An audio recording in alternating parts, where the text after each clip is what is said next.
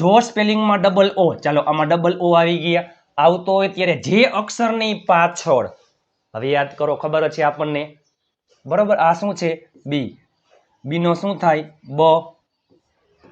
જે અક્ષરની પાછળ double O હોય તે અક્ષરને દીર્ઘાવાળું ઉ, જો આ દીર્ઘાવાળું ઉ, આ રસવા વાળું છે, બરોબર, પછી આ રસવાય, આ દીર્ઘાય, એટલે આ ઈ, ચાલો, જે અક્ષરની પાછળ ડબલ ઓ હોય તે અક્ષરને દીર્ઘાવાળું ઉ, જામ થાય બ પ્લસ આનો શું થાય? ઉ અને પ્લસ કે નો ક, આમ હોય ક પ્લસ ઓ એટલે શું થાય? ક.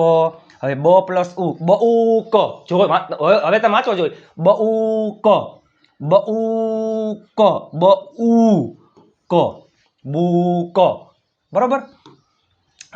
ચાલો, બી નો બ, ઉ ક, બુ ક, એલ નો લ, લુ ક, પી નો પ, પુલ, જો દીર્ઘાવાળું હો,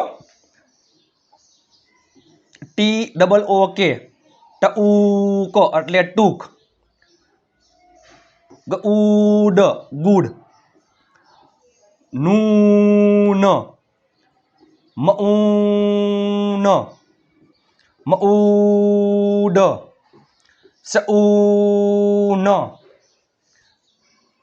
આર નો ર, રઉફ, અથવા જો આમ રૂફ,